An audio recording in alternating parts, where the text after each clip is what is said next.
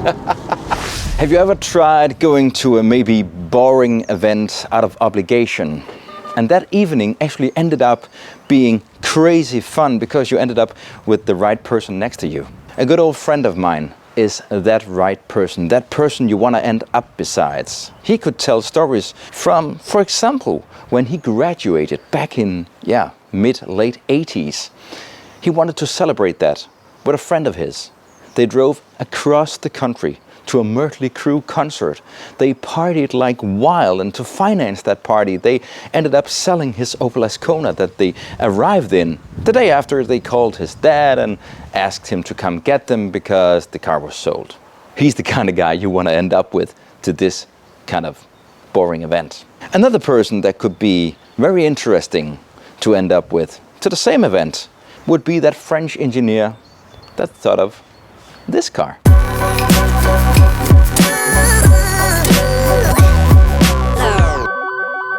This electric minivan is in many ways not very exciting. It's actually just a normal Renault Kangoo, a car that can also in some markets be bought as an MPV with seats, and you can also buy it with a Nissan or a Mercedes badge on the front. However, this car normally would come with a diesel or a petrol engine. So in this car, they basically just did a swap. They took out the fossil engine and put in an electric engine instead. So no dedicated EV platform or stuff like that. But the car is designed and manufactured in France, and that in many ways make it different. I'll get back to that. But first, let's take some hard facts on the car. This car always comes with a heat pump. It also always comes with the possibility for 3-phase 22 kilowatt charging. And that's pretty good because the battery in this car is not that big. The battery here is 45 kilowatt hours. Renault claims that you have all 45 kilowatt hours to your disposal, but in my research I came up with a number that was 44 kilowatt hours net capacity and 45 kilowatt hours total capacity. But 44, 45, potato, potato. The battery in the car is thermally controlled via coolant and also the car's heat pump. It's always front-wheel drive. It can tow 1,500 kilos on the tow hitch if you have the driver's license for that. And a little fun fact, the headlights on this car is only the second time I drove an EV where the headlights are halogen headlamps. That can't be good for efficiency. By the way, the other time I drove an EV with halogen headlights was the Dacia Spring. Nice detail. The door opens up in 90 degrees. Pretty cool. However, inside the cabin of the Renault Kangoo, you get lots of hard plastic. But I suspect that that's pretty easy to keep clean. You also get an instrument cluster that actually just looks like a modified version of the one you would get in the model with the diesel or petrol engine. However, in the infotainment, you do get in the navigation some help to find charging stations, but not, as far as I know, any possibility to precondition the battery. And of course, also no estimated state of charge. However, you get wireless charging of your mobile phone, you get wireless Android Auto and Apple CarPlay. Almost no driving aids mentioning. However, you do get a blind spot alert, which is a pretty good thing to have in a car like this because you can't see anything besides the B pillar. Well, B pillar. I'll get back to that. Because you can't see anything behind here. So you have to rely on your mirrors and the blind spot alert in the car. And also it can read traffic signs, but no adaptive cruise control or anything. So it just gives you a chime if you drive too fast.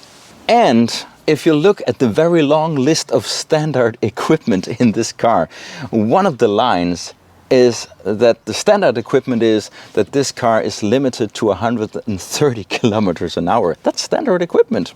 However, you can also push this eco button and it will limit the speed, the top speed, to 110 kilometers an hour and 56 kilowatts. That's equivalent to 75 horsepower. And then you have 3 levels of recuperation on this gear shifter. You can push it over in the B mode, and then it's almost like you would manually change gears in an automatic transmission in an ICE car. Yeah, then you can switch between brake 1, brake 2 or brake 3 mode. But the car doesn't go all the way to a halt, so no real one-pedal drive.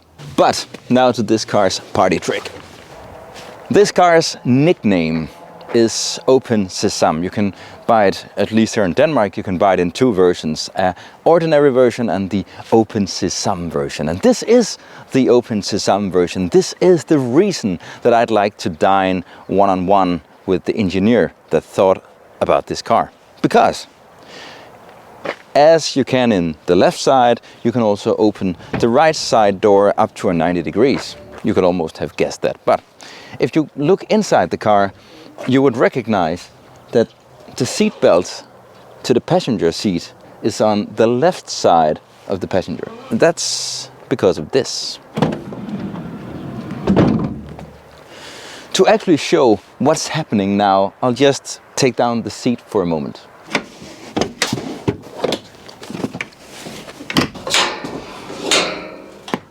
Of course, this makes you look like a wild animal in a cage or a bus driver somewhere in the world. Now this is what Open Sesame or Sesame is all about. The B pillar is gone. And that may be no big deal, but it actually is. From an engineer's point of view, that's a very big deal. In the left side, the B pillar is there. In the right side, it's gone. And to do that, you need an engineer degree to find out how to do that. Because actually when this car is on the assembly line in the factory, they put in a temporary B pillar here to support the entire construction. Many of the road cars you see on modern roads today, they are self-supporting constructions. And that means that, for instance, the windshield and the A, the B and the C pillar, they are an essential part of the car's construction. And if you just remove the B pillar, yeah, the car just can't function. So what they've done is that this door, the right-hand door, it's 5 kilograms heavier than the right door in a normal version. Of course, that's because they had to do something to this piece of the door to make it out for the missing B pillar. And also, of course, there's the door locks here on the top and the bottom, which fastens here and there. This door is also reinforced 9 places to withstand the side impact. And the weldings in this door are done in a magnificent way. Normally there would be 60 weldings for a door like this, but in the Open Sesame or Open Sesame version, there are 101. And all of this nerdy stuff ends up with the Open Sesame or Open Sesame version, which just has loads of space to put in cargo also from this side. And I find that pretty interesting and cool.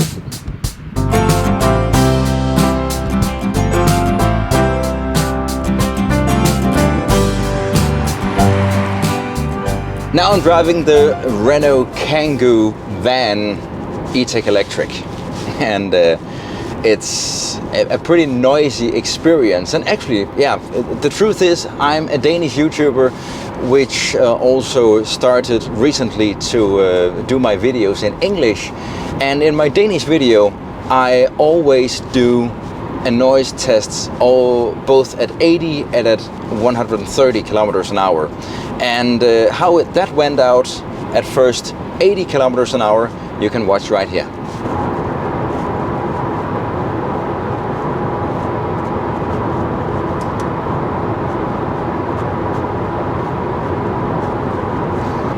Yeah, pretty noisy. 70, 71 dBs, that was just the average there.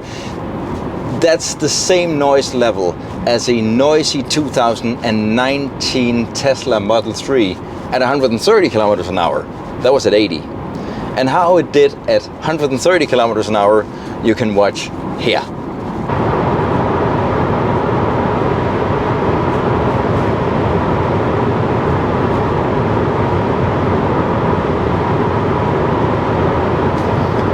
Yeah, and that's again the most noisy car I have ever driven on my Danish channel, which is a couple of years old. This English channel is pretty new. As I said in my video, this car has 3 programs of recuperation: brake 1, brake 2 and brake 3. The car doesn't go to a halt, but just to show how much regenerative braking this car is able to do, I can go to brake 3, I take it to 80 kilometers an hour. That's here, and I release the accelerator on 3, 2, 1. 80, 70, 60, 50, 40, 30, 20, and 10 kilometers an hour, and the car is just crawling. It doesn't go to a halt. Renault also claims that this car is able to fast DC charge at a rate of 75, yeah, and some other place on the website they actually write 80 kilowatts. So I think let's test that out.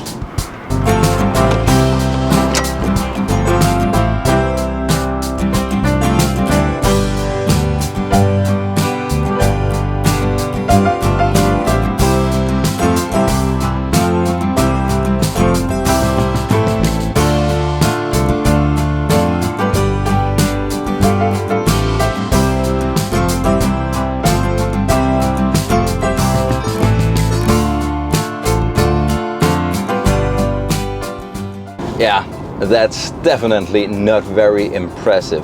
On the other hand, I don't think that a car like this very often is going to be DC charging. Well, in my Danish video I also did an acceleration test of the car from 0 up to the top speed of 130 kilometers an hour.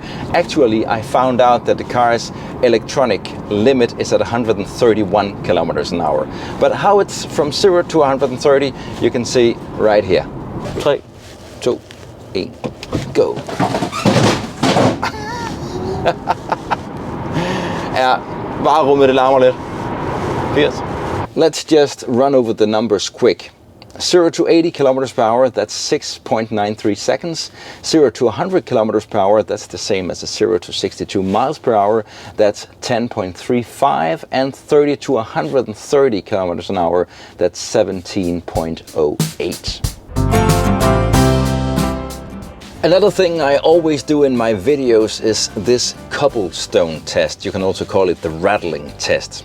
I'm driving in the street that's called Smedegade in my hometown, Varde. It's in the old part of the city, the center, where there's a lot of these middle-aged roads and they're really uneven and bumpy.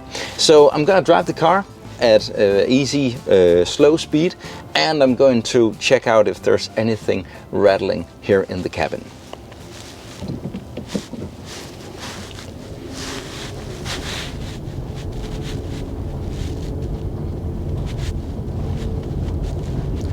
There's a lot of noise coming from the compartment behind, but it's actually not rattling. It's just, yeah, a big metal box. I'd actually say that 95% of this car is rattling free. There's a little bit from the compartment behind, but here in the cabin there's absolutely nothing rattling, and that's okay.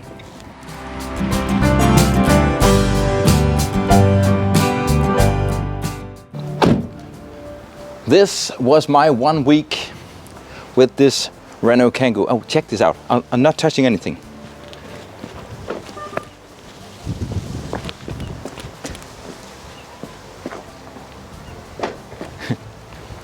Yeah, it locks when you just leave the car, and it opens when you get near it again. Well, you've seen it in a lot of other cars also, but it just works flawless every time.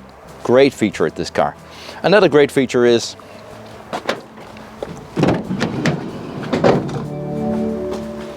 Open Sesame, or Open Sesame.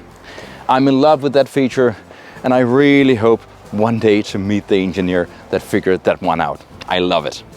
But now I had this car for a week driving around, and what do I think about the Renault Kangoo van E-Tech Electric?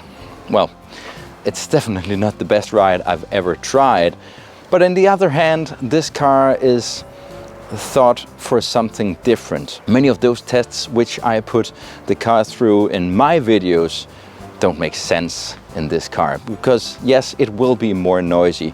I'll get into the consumption in one moment, and the battery size is not anything special, but for what this car is gonna be used for in everyday work, it's perfect. Even though this car is not very efficient, this car is gonna look into having the highest consumption on the heat pump and the radio more than actually driving around. I think this is okay, I think it's solid, and I also think that this open Sesame version is very exciting. And of course some will start arguing in the comments section that I've been driving this car with no cargo in it, and yes, that is what I did. Let's talk some consumption. I've been driving this car for a week. I've been driving in different scenarios. Yes, it's been empty, but I checked out other tests, and it's actually not the weight so much that's impacting the consumption. Of course a bit, but it's much more the aerodynamics and all the drivetrain stuff. But I drove a long journey in country roads, primarily no motorways, a little bit city also. And I ended up with a consumption of approximately 180 watt-hours per kilometer. I also drove the car on motorway at 130 kilometers an hour, and that consumption was just very much higher, approximately 370 watt-hours per kilometer. And if I sum up my 1 week in this car, lots of short commuting and small trips in and out of the car, yeah, I ended up with approximately 275 watt-hours per kilometer. I hope you like this video. If you do, feel free to subscribe and maybe even give me a like and a nice comment. That would mean the world to me. Hope to see you some other time. Hey!